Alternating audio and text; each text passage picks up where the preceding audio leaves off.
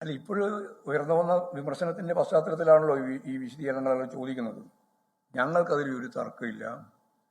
ഞങ്ങൾ PM-ശ്രീ ഉൾപ്പെടെയുള്ള കേന്ദ്ര ഗവൺമെന്റ് കേരളത്തിന് നൽകേണ്ടുന്ന അല്ലെങ്കിൽ സംസ്ഥാനങ്ങൾക്ക് നൽകേണ്ടുന്ന പദ്ധതിയുടേതായാലും പ്രൊജക്റ്റിൻ്റെതായാലും ആ പണം കേരളത്തിന് ലഭിക്കേണ്ട കാര്യത്തിൽ യാതൊരു സംശയവും ആർക്കും ഉണ്ടാവില്ല. ഞങ്ങൾക്ക് കിട്ടേണ്ടതാണ്.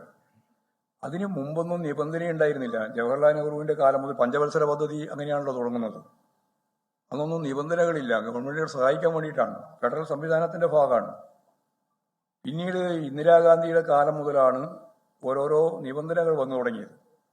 പിന്നീട് ഇപ്പോൾ വലിയ രീതിയിലുള്ള നിബന്ധനകൾ ഈ കേന്ദ്ര ഗവൺമെന്റ് BJP ഗവൺമെന്റ് മുന്നോട്ടേക്ക് വെച്ച് സംസ്ഥാനങ്ങൾക്ക് തരേണ്ടുന്ന പണം തരാതിരിക്കുന്ന പ്രവർത്തനം നടത്തിക്കൊണ്ടിരിക്കുകയാണ്.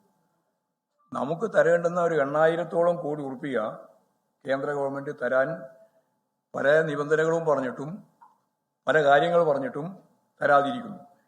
2 ലക്ഷം കോടി ഉറുപ്പിക കഴിഞ്ഞ കാലത്ത് തരേണ്ട പണം നമുക്ക് തന്നില്ല എന്നുള്ളത് വേറെ കാര്യമാണ്. അത് പറയുന്നുണ്ട്.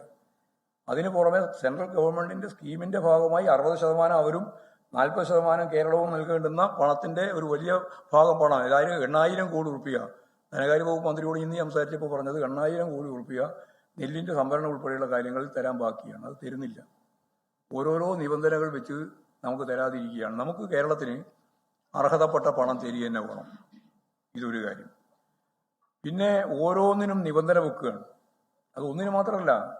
ഇപ്പം ഉന്നത വിദ്യാഭ്യാസ മേഖലയിൽ നിബന്ധന വെച്ചു, വീട് നിർമ്മിക്കുന്നതുമായിട്ട് ബന്ധപ്പെട്ടതിന് നിബന്ധന വെച്ചു. ഇപ്പോൾ PM-ശ്രീ എന്ന് പറയുന്ന ഈ വിദ്യാഭ്യാസ മേഖലയിലുള്ള വളരെ പ്രധാനപ്പെട്ട ഒരു മേഖലയിൽ നിബന്ധന വെച്ചു. എല്ലാം നിബന്ധന വെച്ചുകൊണ്ട് ഇങ്ങനെ കേരളം ഉൾപ്പെടെയുള്ള സംസ്ഥാനങ്ങളെ അതിശക്തിയായിട്ട് ബാധിക്കുന്ന രീതിയിൽ നിലപാടുകൾ സ്വീകരിച്ചുകൊണ്ടിരിക്കുകയാണ്.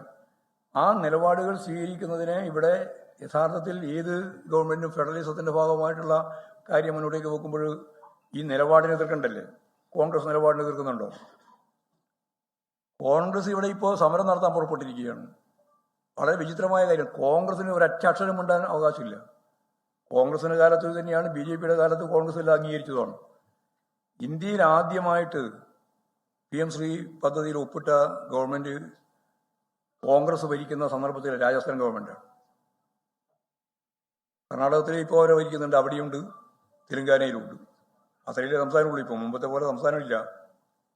അവിടെയെല്ലാം ഒപ്പിട്ടിട്ടുണ്ട്, അവിടെയെല്ലാം നടപ്പിലാക്കുന്നുണ്ട്.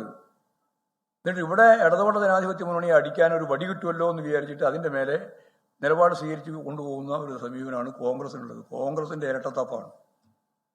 അവർക്ക് രാഷ്ട്രീയമാണ്. കേരളത്തിൽ ഒരു വികസന പ്രവർത്തനവും നടത്താൻ പാടില്ല എന്ന രീതിയിലുള്ള നിലപാട് സ്വീകരിക്കുകയാണ് അവർ ചെയ്യുന്നത്.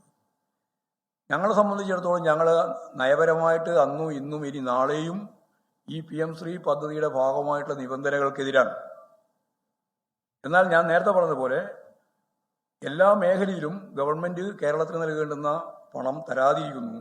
അത് ചെറിയ രീതിയിലുള്ളതല്ല, ആയിരക്കണക്കിന് കോടി. ഇപ്പോൾ ധനകാര്യ വകുപ്പ് മന്ത്രി പറഞ്ഞ പോലെ 8,000-ഓളം കോടി ഉറുപ്പിക നമ്മുടെ നെല്ല് സംഭരിച്ചത് ഉൾപ്പെടെയുള്ള പൈസ തരാതിരിക്കുന്നു. ഓരോ നിബന്ധന വെച്ചുകൊണ്ടാണ്. അപ്പോൾ ഇതെല്ലാം വെച്ചുകൊണ്ടുള്ള ശക്തിയായ നിലപാടാണ് കേന്ദ്ര ഗവൺമെന്റ് സംസ്ഥാനങ്ങൾക്കെതിരായിട്ട് ഒരുതരം സാമ്പത്തിക ഉപരോധം പോലെ ചെയ്തുകൊണ്ടിരിക്കുന്നത്. PM-ശ്രീയുടെ ഭാഗമായിട്ടും അത് തന്നെയാണ് സംഭവം. അത് കുറേ കൊല്ലമായി. ഇപ്പം തുടങ്ങിയതല്ല, 2-3 വർഷമായി ഇതിന്റെ മേലെ നടക്കാൻ തുടങ്ങിയിട്ട്. വലിയ രീതിയിലുള്ള സമരം നടന്നിട്ടുണ്ട്, പ്രക്ഷോഭം നടന്നിട്ടുണ്ട്. ഞങ്ങൾ അന്നും ഇന്നും CPIM എന്ന രീതിയിലായാലും CPI എന്ന രീതിയിലായാലും എല്ലാവരും PM-ശ്രീ പദ്ധതി എന്നുള്ള ഈ നിബന്ധനയെ അതിശക്തിയായിട്ട് അന്നും ഇന്നും എതിർത്തുകൊണ്ടിരിക്കുകയാണ്. നാളെയും അത് തന്നെയാണെന്ന് അറിയുക. അതാണ് അത് ഗവൺമെന്റ്, അത് ഞാൻ പറഞ്ഞില്ല, അത് ഗവൺമെന്റുമായിട്ട് ബന്ധപ്പെട്ട കാര്യങ്ങളാണ്. ഗവൺമെന്റുമായിട്ട് ബന്ധപ്പെട്ട കാര്യങ്ങൾ ഇടതുപക്ഷ പ്രസ്ഥാനം, ഞങ്ങളുണ്ട്, CPI ഉണ്ട്. CPI ആണല്ലോ ഞങ്ങളുടെ മുന്നണിയിലെ ഏറ്റവും പ്രബലമായ ഒരു ഇടതുപക്ഷ പാർട്ടി. സ്വാഭാവികമായിട്ടും ഞങ്ങളും അവരൊക്കെ ആയിട്ട് ചർച്ച ചെയ്ത് ആ കാര്യങ്ങളെല്ലാം പരിഹരിക്കും. ഞങ്ങൾക്ക് സമയം എന്താ ഉള്ളത്? അല്ലാന്ന് അതൊക്കെ ഭരണപരമായ പ്രശ്നമാണ്. ഭരണപരമായ പ്രശ്നം ഉൾപ്പെടെയുള്ള കാര്യങ്ങൾ ഞങ്ങൾ ചർച്ച ചെയ്യും.